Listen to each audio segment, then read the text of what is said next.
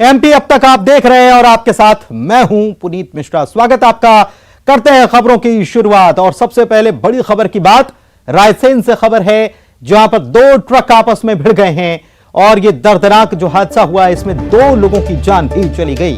Truck में कुछ लोग फंसे होने की खबर भी मिल रही है और इनको निकालने का काम भी शुरू कर दिया गया है। नेशनल हाईवे 12 पर सिलारी गांव के पास यह दुर्घटना पेश आई है। मौके की तस्वीरें भी आपको दिखा रहे हैं। उदयपुरा थाने का यह पूरा मामला है। 2 ट्रक आपस में भिड़ गए और भिड़ंत इतनी जबरदस्त रही कि इसमें 2 लोगों की मौत हो गई है। कुछ लोग फंसे हुए हैं, उनको निकालने का काम जारी है। तस्वीरें देख सकते हैं आप। इन तस्वीरों को देखकर ही समझ में आ जाएगा कि कितनी भीषण यह दुर्घटना रही है। क्या हालात यहां पर हो गए हैं। ट्रक के आगे का हिस्सा जो है वो पूरी तरह से पिचक गया है। डैमेज बहुत ज्यादा हुआ है ट्रक को, दोनों ट्रकों को, और यह आमने सामने की टक्कर है। उदयपुरा थाना क्षेत्र का यह मामला है। रायसेन से खबर आपको बता रहे हैं। रेस्क्यू जो लोग फंसे हुए हैं उनको करने का काम शुरू कर दिया गया है। जानकारी जो मिली है उसके मुताबिक 2 लोगों की मौत हो गई है।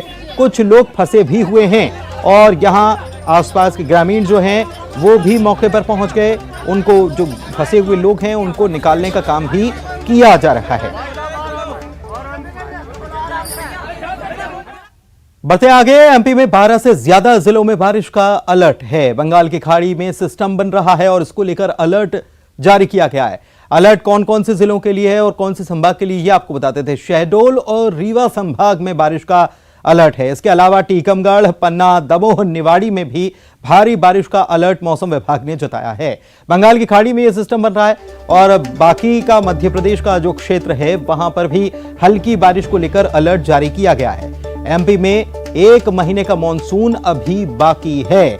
हालांकि यह भी आपको बता दें कि सतना और रीवा वाला क्षेत्र जो है वहां पर उतनी बारिश नहीं हुई थी जितनी बाकी क्षेत्रों में जो जोरदार बारिश हुई, वहां पर उतनी बारिश हुई भी नहीं है। तो वहां के लिए कह सकते हैं कि इंतजार भी किया जा रहा था, लेकिन ऐसी स्थिति ना बने इसी की प्रार्थना जाहिर तौर पर की जा रही होगी, क्योंकि कई सालों का रिकॉर्ड टूटा है। भोपाल और आसपास के क्षेत्रों में जो बारिश हुई है, उधर कोटा बैराज से जो पानी छोड़ा जा रहा है उसकी वजह से चंबल क्षेत्र में भी हालात जो हैं वो बिगड़े हुए हैं। हालांकि पानी का छोड़ने का जो लेवल है उसको कम कर दिया गया और इसी वजह से लेवल भी घट रहा है। लेकिन एक बार फिर से बंगाल की खाड़ी में जो सिस्टम बन रहा है तो पूर्वी क्षेत्र जो है वहां पर बारिश की संभावना बनी हुई है। उसमें कौन कौन से, शहडोल संभाग और रीवा संभाग है। टीकमगढ़, पन्ना में भी अलर्ट जारी किया गया है। दमोह में, निवाड़ी में भी भारी बारिश का ये अलर्ट दिया गया है और बाकी का मध्य प्रदेश का क्षेत्र है वहां पर हल्की बारिश का अलर्ट है। ये 26 और 27 तारीख के लिए यह अलर्ट मौसम विभाग की तरफ से दिया गया है। तो 2 दिनों का यह अलर्ट है। भारी बारिश हो सकती है रीवा संभाग में और शहडोल संभाग में।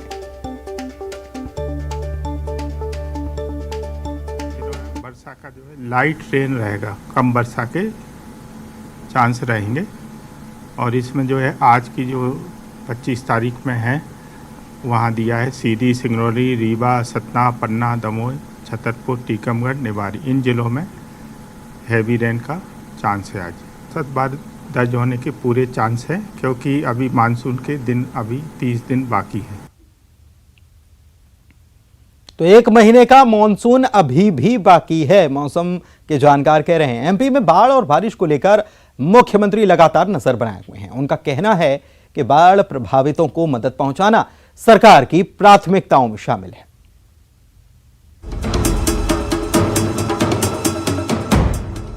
एमपी में आसमानी आफत को लेकर सीएम शिवराज सिंह चौहान एक्शन में नजर आ रहे हैं।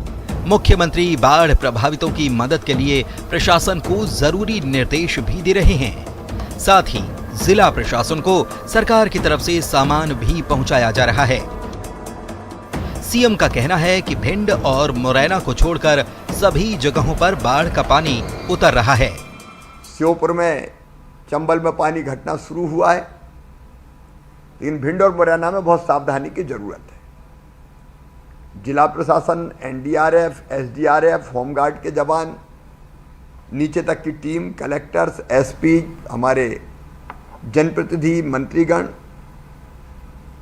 सब लगातार सतर्क हैं मैं दोनों जिलों की जनता से, भिंड और मुरैना, ये अपील करना चाहता हूं कि पानी अभी बढ़ने की संभावना है और अब पानी बढ़ेगा तो फैलेगा बहुत, और इसलिए अपने जीवन की सुरक्षा के लिए वो जिला प्रशासन का आग्रह स्वीकार करें। मुख्यमंत्री ने साफ किया कि जब तक बाढ़ प्रभावित इलाकों में हालात सामान्य नहीं होते तब तक प्रभावितों को राहत शिविरों में ही रखा जाएगा। सीएम ने कहा कि सरकार की प्राथमिकता में सबसे पहले बाढ़ प्रभावित हैं। इधर मध्य प्रदेश के कई जिले बाढ़ से प्रभावित हैं और ऐसे में राहत और मुआवजे को लेकर सियासत होने लगी है। देखिए रिपोर्ट।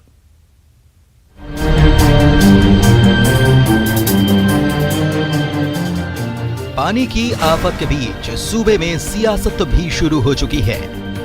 पूर्व सीएम कमलनाथ ने लोगों की परेशानियों का हवाला दिया है और सरकार पर बाढ़ के नाम पर इवेंट मैनेजमेंट करने का आरोप लगाया है। कमलनाथ ने मुआवजे को लेकर अपनी सरकार की पीठ भी थपथपाई। वो तो उनकी हर चीज ही हवाई होती है, तो सर्वे क्या हुआ, वो तो हवाई है। मुआवजा दे। हमारे यहाँ जब मैं मुख्यमंत्री था, नीमच मंदसौर में आई थी, बाढ़ आई थी, उनको 7 दिन के अंदर मुआवजा मिला था। नीमच और मंदसौर की जनता इसका गवाह है।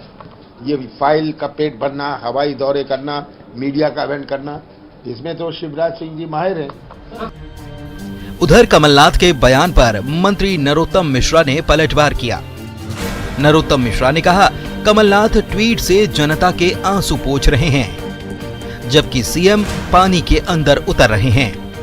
अभी जब चुनाव परिणाम आ रहे थे ना, नगर निगमों के, नगर पालिकाओं के, तब कमलनाथ जी ने कहा था मेरा हेलीकॉप्टर तैयार खड़ा है।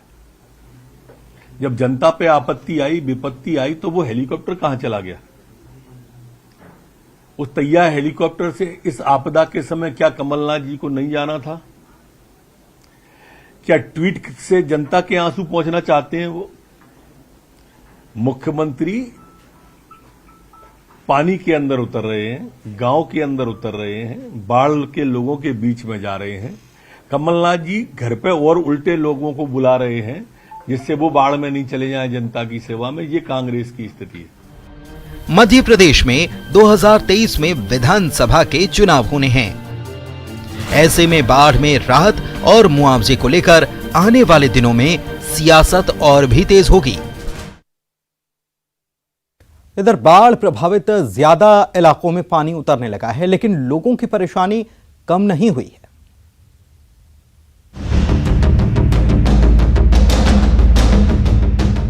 बाढ़ से मध्य प्रदेश के कई जिले प्रभावित हैं। श्योपुर में कायमपुर गांव बाढ़ के पानी में डूबा हुआ है। इस गांव के लोग पिछले 5 दिन से दूसरे इलाके से कटे हुए हैं। पीने के पानी की यहां बड़ी समस्या हो गई है।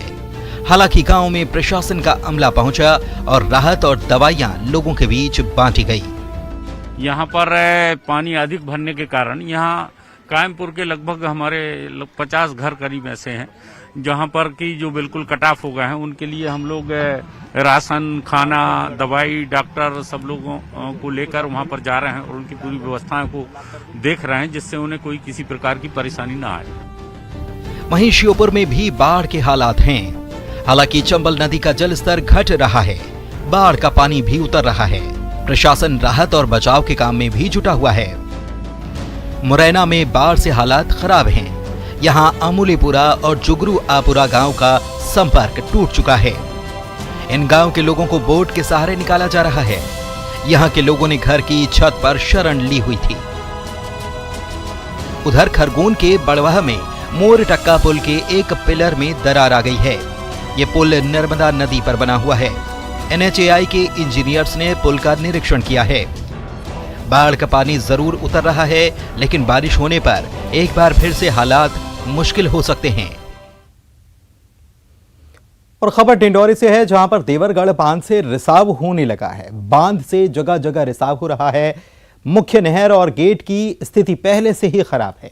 इस इलाके में रहने वाले लोग बांध के फूटने की आशंका जता रहे हैं और दहशत में हैं। जल संसाधन विभाग के अधिकारियों से इस मामले में जब बात की गई तो वो गोलमोल जवाब देते नजर आए।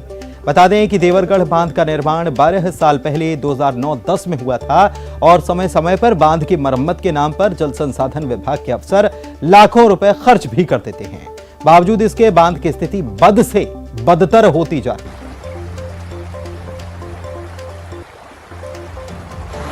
बांध हमारा सुरक्षित है।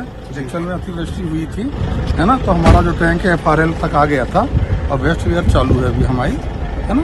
जगह जगह से लीकेज हो रहा था। लीकेज नहीं है, वो बोल्डर टो से पानी निकलता है फिल्टर से आकर, वो पानी है उसमें। सर यदि वो बांध फूटता तो कितना नुकसान होगा? नहीं फूटेगा। अभी आप ये कह रहे हैं कि मतलब पानी नहीं, लीकेज नहीं हो रहा? नहीं है, हमारे पास वीडियो है सर, पानी निकलता है। वीडियो नहीं है, वो FRL के ऊपर जब पानी जाता है तो हल्का पानी निकलता है।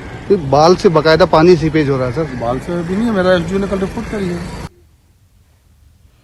इधर गुना के निजामपुर PDS दुकान संचालक पर कांग्रेस विधायक लक्ष्मण सिंह भड़क गए और बाढ़ प्रभावित लोगों को अनाज न बांटने पर जमकर खरी खोटी सुना दी। विधायक ने कहा कि जब अनाज बंटना शुरू होगा तभी वो जाएंगे। विधायक का वीडियो अब वायरल हो रहा है, सुनिए जरा क्या हो रहा है। गीला नहीं दिख रहा मुझको, तो ऊपर का तो बांट है। अब ये गेहूं तो गीला तो नहीं, अरे चुप रहो यार, तुम झूठ बोल रहे हो। गीला नहीं दिख रहा मुझको, तो ऊपर का तो बांट बिल्कुल। सर जरूरतमंद है, उन्हीं को मिल रहा है। मैं देख क्या यार, तुम देख रहे हो 24 बोरी रखी है, आप कुछ कह रहे हो? आप कह रहे हो 3 बोरी है, उनके कहने से बांटो, ठीक है। ये कहेंगे उनको दो, बंटवा। कांग्रेस विधानसभा चुनाव की तैयारी में जुट चुकी है। कमलनाथ ने विधायकों, जिला प्रभारियों, प्रकोष्ठों की बैठक ली। इस दौरान कई मसलों पर कमलनाथ ने नाराजगी भी जताई। विधानसभा चुनाव की तैयारियों में कांग्रेस जुट गई है। भोपाल में कांग्रेस की बड़ी बैठक हुई। इस बैठक में विधायक, जिला प्रभारी, सह प्रभारी के अलावा प्रकोष्ठों के अध्यक्ष भी शामिल हुए। कमलनाथ ने संगठन के लिए काम न करने वालों की क्लास भी लगाई। कमलनाथ ने साल 2023 के चुनाव को अग्नि परीक्षा बताया और कहा कि कोई खुशफहमी में न रहे। कमलनाथ ने 11 महीने का रोड मैप तैयार करने के लिए भी कहा। साथ ही नए जिला प्रभारी बनाने के संकेत भी दिए गए।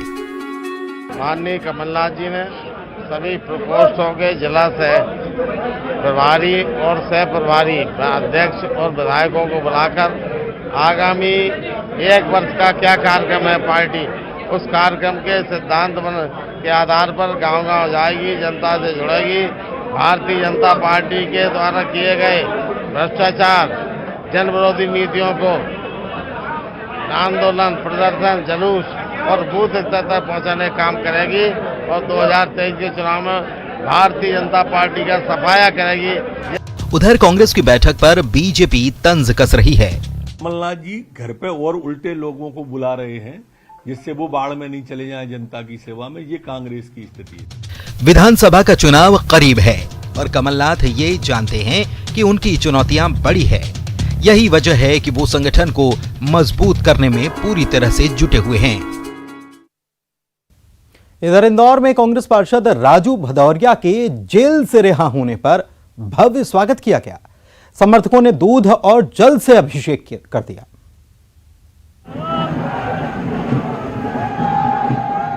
बीजेपी पार्षद प्रत्याशी की शिकायत के बाद जेल पहुंचे राजू भदौरिया रिहा हो गए हैं। हाईकोर्ट ने उनकी जमानत याचिका पर राहत दी और वो रिहा हो गए।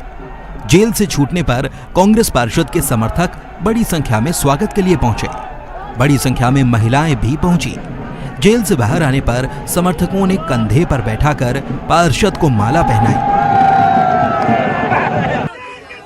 बाद में पार्षद के घर पहुंचने पर समर्थकों ने दूध और जल से अभिषेक किया।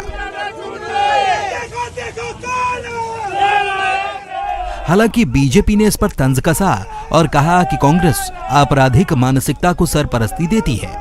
बता दें कि नगर निगम चुनाव के दौरान कांग्रेस पार्षद राजू भदौरिया और बीजेपी पार्षद प्रत्याशी चंदू राव शिंदे आमने सामने थे। दोनों में विवाद हुआ। बीजेपी प्रत्याशी की शिकायत पर पुलिस ने कांग्रेस पार्षद राजू भदौरिया को गिरफ्तार कर लिया था।